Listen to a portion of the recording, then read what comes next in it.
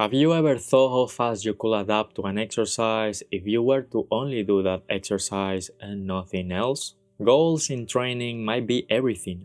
The goal you have determines the path you should go. Without a goal, there is nowhere to go, and most likely than not, you will slack off tremendously if you have no clear direction to go. Your goal can be a specific strength, or general strength, or to grow muscle and be leaner. I am sure most people have a combination of these goals which make their training sort of look like general training, right?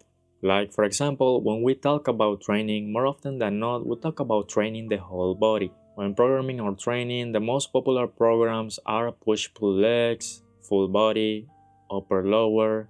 Even if you don't want to build muscle, you will hear about these training programs. And most often than not, if you are not a specific athlete, you did at least one of these training programs before. In this sense, hypertrophy programming structure is found everywhere in fitness. These programs will give you a bunch of exercises per muscle group with different angles or resistance profiles in order to stimulate or hit specific muscles. However, what if you don't care that much about that and only want to become good at one exercise? Whether you do calisthenics or weightlifting, almost everything in any training you do is about trade-offs. If you lift really heavy or do a really difficult exercise, whether it be weightlifting or calisthenics, you must reduce the amount of reps and sets and the amount of days you do that per week, according to the load or difficulty. But not only that, you must also manage the effects in your joints and your overall recovery. Or if you decide to train every day, you must reduce the amount of reps and sets along with the difficulty of the exercises you do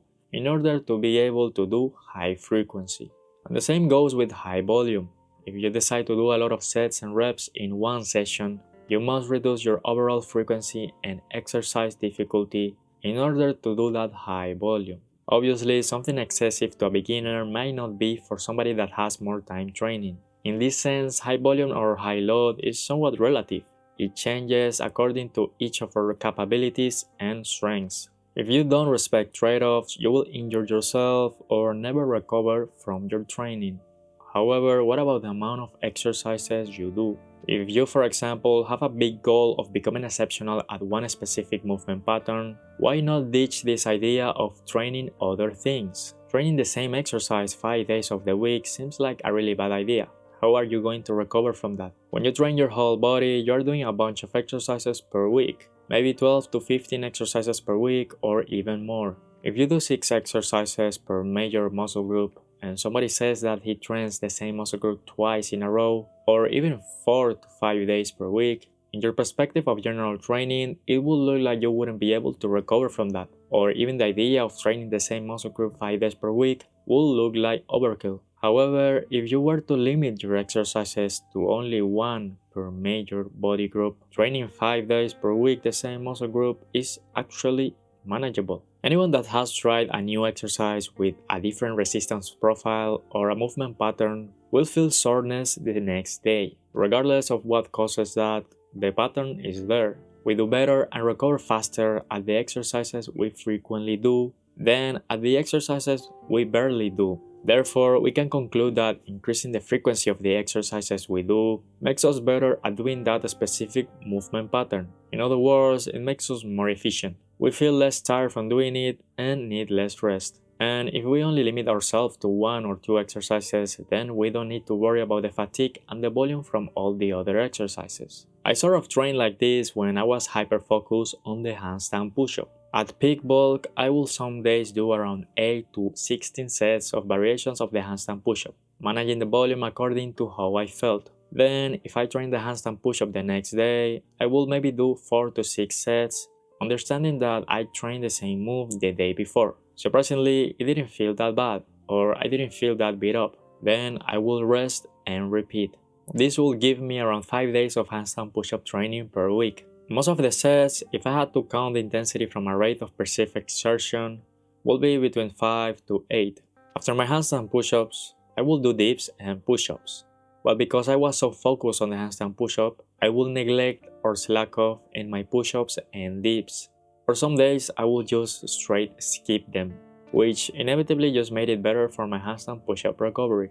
During this phase, I will say that the progress in handstand push-ups became noticeable enough. I was able to manage this frequency because I was slacking off in any other pushing exercise despite being at my peak bulk. Now, imagine if I had completely given up on my back training. Then I will not get fatigued from back training at all. This sort of works best with calisthenics because you are not constantly progressing overloading. Because the body weight is sort of fixed, you are always doing the same load, so you don't need to worry about all the effects that progressive overload can have on recovery, unless you start doing a progression or a more difficult variation. In a way, you could say that after you adapt to the load of the exercise, you sort of can adapt to the amount of sets and reps and the frequency you expose to it, so long as you are not progressive overloading through an increase of load. It is not like I suddenly did 5 days of handstand push-ups per week. Going from training 0 days a specific exercise or movement pattern to suddenly 5 days per week is probably not a good idea. Most people have goals in different things simultaneously and may not be committed enough to hyper-specify their training to only one movement pattern. I myself bulk while doing that handstand push-up specialization phase, which means that I have different goals and interests myself. However, if you're willing to not progress in anything else, I will say that it is not ridiculous to train a movement pattern almost every day. Some training programs first start off with stating the frequency of the training, and then anything else like volume comes after.